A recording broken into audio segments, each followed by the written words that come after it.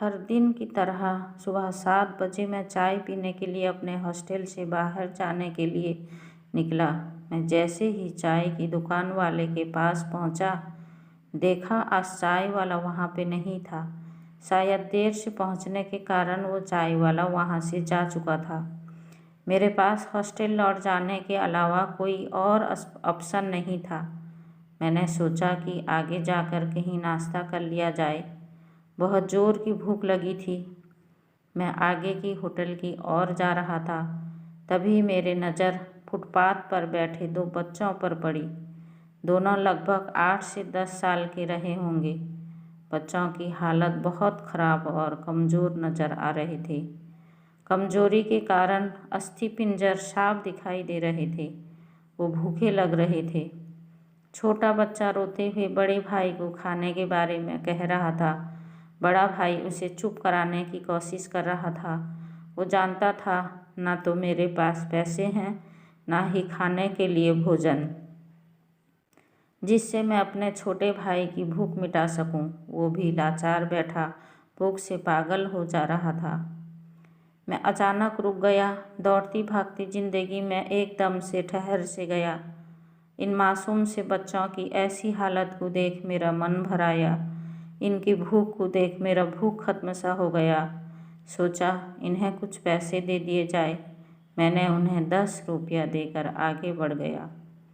जैसे ही मैं आगे की ओर बढ़ा, मेरे मन में एक विचार आया, कितना कंजूस हूँ मैं।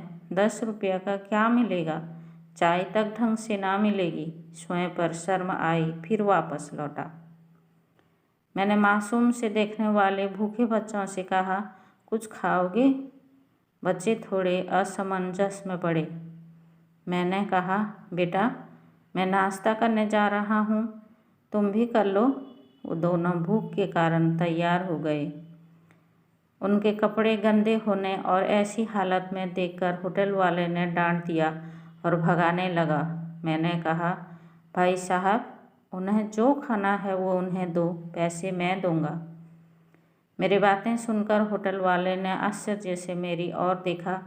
उसकी आंखों में उसके बर्ताव के लिए शर्म साफ दिखाई देती थी। बच्चों ने नाश्ता, मिठाई व लस्सी मांगी। सेल्फ सर्विस के कारण मैंने नाश्ता बच्चों को लेकर दिया। बच्चे जब खाने लगे, उनके चेहरे की खुशी देख कर मेरी चेहरे पे स्माइल आ गई। उस वक्त हमें दुनिया की काफ़ी अच्छी फीलिंग आ रही थी। उन 2 मासूम बच्चों को देखकर अपना बचपना याद आ गया।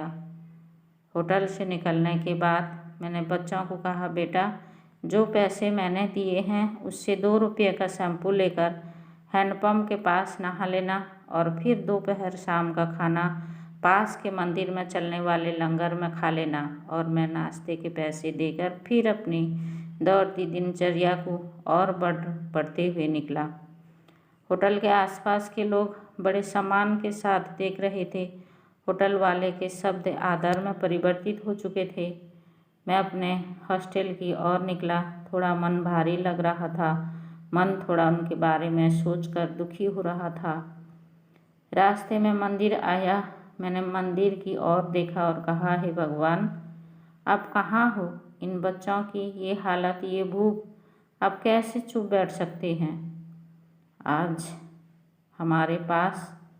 हमारे आसपास में न जाने ऐसे कितने लोग हैं जो गरीबी के कारण एक पल के लिए खाने के लिए उनके पास भोजन नहीं है और ना ही उनके पास पहनने के लिए कपड़े हैं।